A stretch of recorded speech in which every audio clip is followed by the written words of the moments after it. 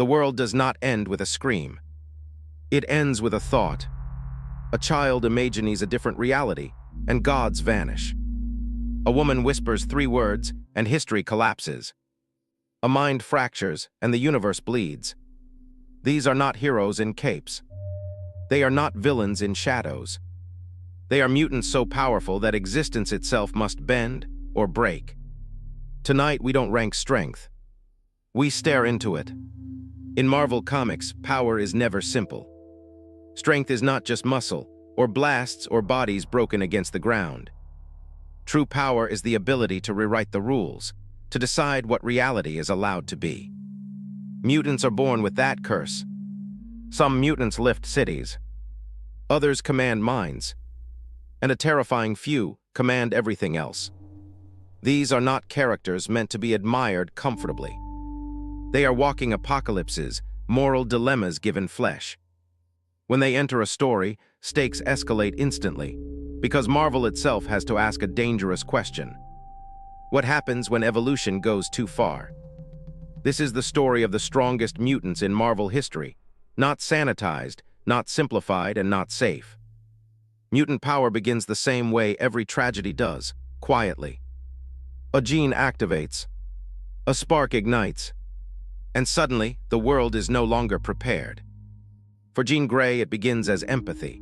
She hears thoughts she cannot silence, feels emotions that are not her own. Power floods her mind faster than wisdom can form, and when the Phoenix Force finds her, it is not a gift, it is a test. Can a human soul contain infinity without burning? For Franklin Richards, power is present before language. He reshapes existence the way other children reshape sand. Entire universes are born because he is afraid. Entire timelines end because he feels alone. His parents don't teach him how to use his powers, they teach him how to survive himself. For David Haller, power is trauma incarnate. His mutation fractures his mind, creating personalities, each one godlike. Every thought is a battlefield. Every decision risks annihilation. He does not control his power, he negotiates with it. And long before them all stands En-Sabah-Nur, the first to understand mutant truth. Survival is supremacy. Born in a brutal age, he does not dream of peace. He engineers evolution itself, reshaping mutants into weapons worthy of a future ruled by strength alone. These origins are not heroic awakenings. They are warnings. Power changes people, but absolute power reveals them. Jean Grey ascends and falls. As the Phoenix, she is salvation and extinction in equal measure. Suns collapse with a gesture. Entire civilizations die in seconds. And when she finally looks at what she has done, horror breaks through godhood. Her transformation is not about gaining power. It is about learning that no one deserves that much. Franklin Richards grows older and weaker by choice. He saves universes, then locks his power away, understanding that endless creation costs innocence. His arc is quiet, tragic, and deeply human. The strongest mutant in existence chooses limitation, not because he must, but because he should. Legion's evolution is chaos refined into terror. Each new personality unlocks a new god. Time travel, reality collapse, probability annihilation. When he tries to fix the past, he fractures the future. His transformation teaches Marvel's cruelest lesson. Power without stability is not strength. It's a loaded gun pointed at everything. Apocalypse never softens, he adapts, he upgrades. He survives empires and eras because he believes in a simple truth: mercy weakens the species. His transformation is ideological. While others struggle with guilt, apocalypse becomes inevitable. And then there is Wanda Maximoff. Her power is not learned. It is emotional. When grief overwhelms her, reality collapses. No More Mutants is not a spell, it is despair weaponized. She proves something horrifying: emotion is stronger than intention. Wanda does not conquer worlds, she accidentally ends them. These arcs do not end cleanly. They leave scars, on characters, on timelines, on Marvel itself. Dark Phoenix Saga. Jean Grey does not turn evil, she becomes too much. The Phoenix feeds on sensation, desire, curiosity, and Jean feels everything at once. A star dies, a species ends, and when the X-Men face her, they are not fighting a villain.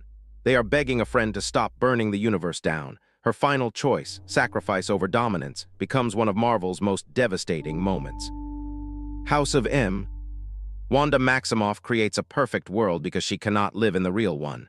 Mutants rule. Pain disappears, and for one beautiful lie, everything feels right. When the truth cracks through, her grief detonates reality. With 3 words, evolution itself is erased. Power does not roar here, it whispers. Age of Apocalypse. Apocalypse wins, Charles Xavier dies, Magneto leads a broken resistance. The world is survival without hope. This storyline reveals Apocalypse's greatest strength, patience. He does not need to conquer the present, he only needs to outlast it. Legion Quest. David Haller travels through time to save his father and kills the wrong man. The timeline shatters, futures collapse. This story proves Legion's terror. Good intentions amplified by godhood become catastrophe. Fantastic Four and Franklin Richards. Franklin creates universes, then lets them die. He rebuilds reality, then steps aside. His story is not about spectacle, it's about restraint.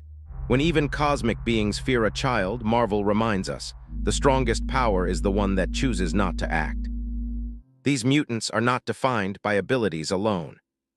Jean Grey's weakness is empathy, she feels too deeply. Wanda's is grief, emotion overrides reason. Legion's is identity, he is never singular. Apocalypse's flaw is arrogance, he believes strength justifies cruelty. Franklin's fear is isolation, being alone at the top. Their strengths mirror their flaws. They are gods who ache. Weapons that hesitate. Children forced to carry universes. None of them are purely heroic, none are purely monstrous. That contradiction is what makes them terrifying and unforgettable.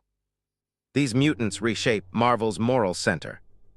They force heroes to question intervention. They force villains to fear escalation. They force readers to confront uncomfortable truths about power, trauma, and responsibility. Without them, Marvel is just spectacle. With them, Marvel becomes philosophy. Every major reboot, every fractured timeline, every existential crisis traces back to a mutant who went too far, or chose not to. They are the reason Marvel stories feel dangerous. In Marvel, the strongest mutants are not measured by what they destroy. They are measured by what they choose not to. Because the greatest power is not domination. It is restraint. It is sacrifice. It is living with the knowledge that you could end everything, and deciding every day not to. This is the burden of evolution. And this is why mutants will always be Marvel's most terrifying legacy. Subscribe for more videos like this.